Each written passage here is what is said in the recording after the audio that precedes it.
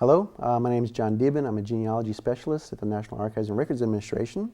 And in this lecture, we're going to talk about how to research military service in the U.S. military using pension records. Of course, the pension records that we have here at the National Archives building in Washington, D.C. Document service in the U.S. military between 1775 and 1916. With one major exception, we do not have Confederate pension records.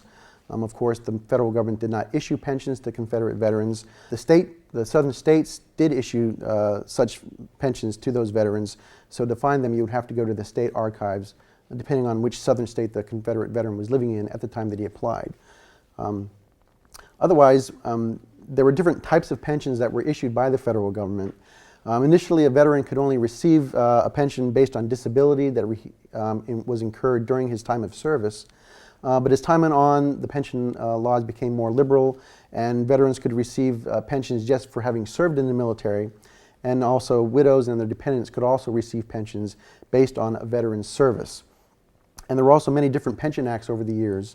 So if a veteran or a widow or some such applicant was rejected for a pension under one act, they could reapply under a later one and hope to get a pension. Pension records are usually the most valuable records that you can use for genealogy research in terms of documenting someone's, not only their military service, but also family information as well.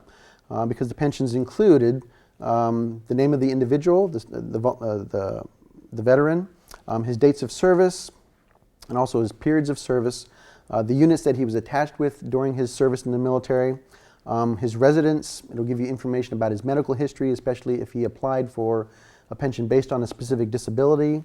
It'll usually give his death dates. And especially if a widow or dependent filed for a pension, they had to prove their relationship to the veteran. So in these instances, you'll see a lot of family documents that might show up, including original marriage certificates or pages out of a family Bible that were sent in by these widows to verify that they were married to the deceased veteran. We're going to look at a specific example of a pension record using William Graham, who served in the Revolutionary War. The envelope that contains his pension file gives you some basic information. It shows his name, the name of his widow, Mary. It gives you the pension certificate number, and also shows the state that he served from. In this case, both Massachusetts and New Hampshire. Both William and his widow Mary, they both applied for pensions during their lifetimes. William Graham applied for his pension under the Act of March 18th, 1818. And then after his death in 1824, his widow Mary applied for her own pension under the Act of July 4, 1836.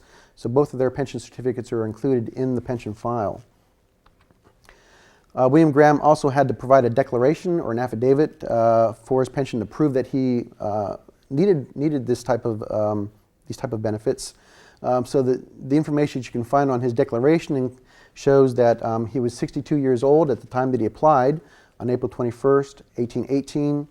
At the time that he filed for his pension, he was living in Hadley in Saratoga County, New York. His declaration shows that he enlisted in Captain Abraham's company of the 1st Massachusetts Regiment in 1777 for a period of 3 years. He indicates that he fought at the Battle of Bunker Hill, which actually occurred 2 years before that service in 1775. And he indicates that he served under Captain William Scott of the New Hampshire line. So there are two different distinct periods of service that could warrant further investigation. Over the years, he indicates that he lost his discharge papers, so to verify his service, he includes a statement from Lewis Scott, who was the son of his company commander, William Scott. And what Lewis basically does is provide a statement saying that, yes, he remembers both William Graham and his father, William Scott, sitting around the fireside in their elderly years, regaling about their military service during the Revolution. William Graham, at this time that he applied for a pension, also had to prove that he was destitute and he needed these benefits.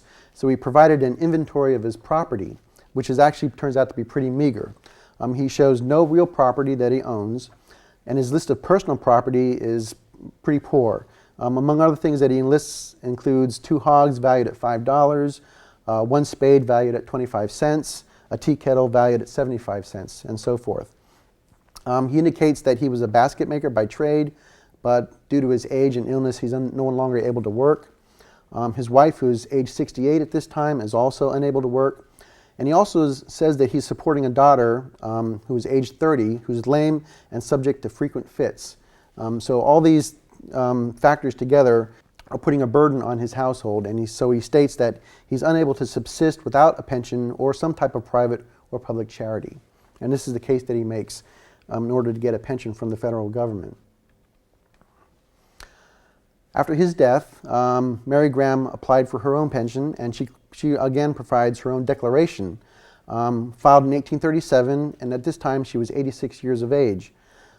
She includes a copy of the affidavit filed by William in 1820, detailing his service under both Captain Scott in the New Hampshire line, Captain Abraham Hunt in the 1st Massachusetts Regiment, and she also mentions 2 other services under Captain John Miller and Captain Timothy Remick's company, but she doesn't provide specific states or any more information about what those services are about. The pension file also includes a statement showing Mary Graham's death, which occurred about a year later after she applied for a pension.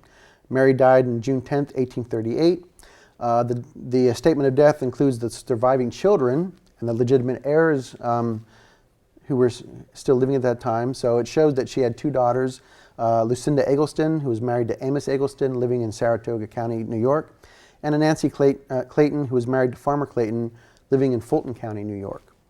So again, here you can find useful information about the family of the veteran. One other type of useful document that you can find, up until the early 20th century, before these pension records were transferred to the National Archives, individuals, they were held by the VA, and individuals would still write into the VA requesting genealogy information, so that when a request like this came in, somebody at the VA would look at the file and then type up a summary of the important information within the records. So if you're lucky, you might also come across some typed summary that's also included as part of the record. So we have that in the case of William Graham. There's a 2-page summary. The first, which provides very good information about his service. The first paragraph, again, gives a summary of all his military service. A second paragraph shows specific information about his marriage to Mary. It provides her maiden name in this case, and also the date that they were married. And the third paragraph gives more specific information about the surviving children. And it mentions, as we've seen before, Lucinda and Nancy, and it also mentions a daughter, Rhoda, who we can assume was probably the lame daughter who he was supporting at the time that he applied for a pension. So again, the availability records, the majority of pension records are only available in textual form that we have, with the exception of the Revolutionary War pension files. Those are available both on microfilm and they're online through Ancestry and also Footnote. And you can also find other records on Heritage Quest. Or if you want to request a traditional search of the records, you can use a mail-in form that's also available on the National Archives website at www.archives.gov.